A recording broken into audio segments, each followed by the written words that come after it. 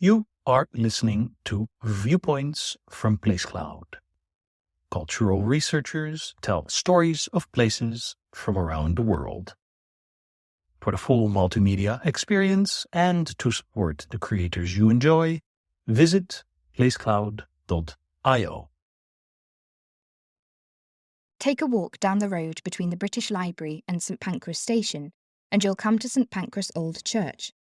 Archaeological evidence suggests that there has been a church on this site since the 7th century AD, but the present building mostly dates from the 19th. The church itself is surrounded by a large green space next to the railway line, but the churchyard hasn't always been this tranquil. The architect and reformer George Godwin described the site in 1854. The appearance presented by the ground of Old St Pancras' parish is very extraordinary. An account of the number of bodies here deposited would startle the most apathetic. St Pancras' ground is truly a distressing sight. The stones, an assembly of reproachful spirits, are falling all ways. The outbuildings put up on its confines are rent, and the paved pathways are everywhere disrupted.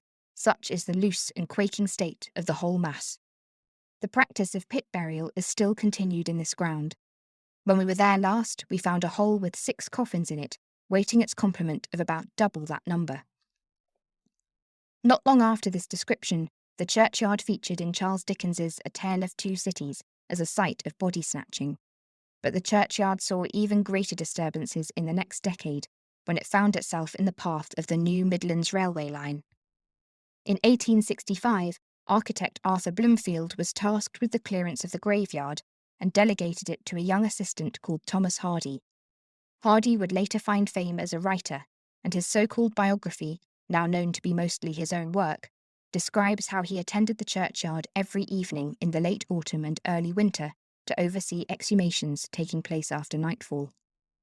Years later, Hardy's friend wrote to him, recalling their days working in the churchyard. "Do you remember how we found the man with 2 heads at St Pancras?" Prior to the railway, the churchyard housed the remains of many distinguished people. Monuments can still be seen to the architect John Soane and to the writer and philosopher Mary Wollstonecraft, although her remains were moved before the railway came. The large Gothic Burdett Coutts memorial sundial in the churchyard records the names of the people whose graves were disturbed during the building of the railway. Among the graves affected was that of the Chevalier de Aon, a French diplomat and spy who lived both as a man and also as a woman during a very eventful life. Peaceful though it now seems, the disturbances at St Pancras Old Churchyard haven't quite ceased. During work on the Eurostar tunnel in 2003, archaeologists uncovered the body of Richard Dillon, Archbishop of Narbonne, complete with his porcelain dentures. Dillon had been a refugee of the French Revolution in the 18th century, and his remains were repatriated in 2007, now buried in Narbonne Cathedral. All that is, except for the dentures, which are in the Cobb collection in Surrey.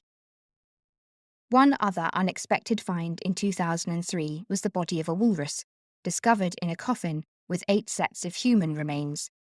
Exactly how the walrus came to be in the churchyard is something of a mystery, although it may have arrived in London as a curiosity or to be dissected for medical research. Towards the back of the churchyard is the most evocative memorial to its eventful past. An ash tree grows grotesquely between the gaps in gravestones which are heaped around it.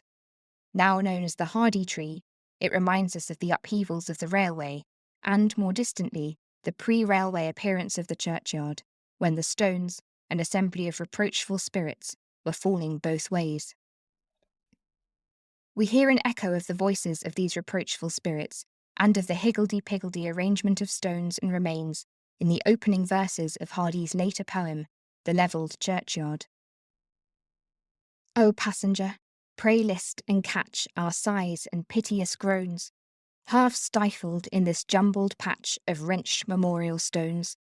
We late lamented, resting here, are mixed to human jam, and each to each exclaims in fear, I know not which I am.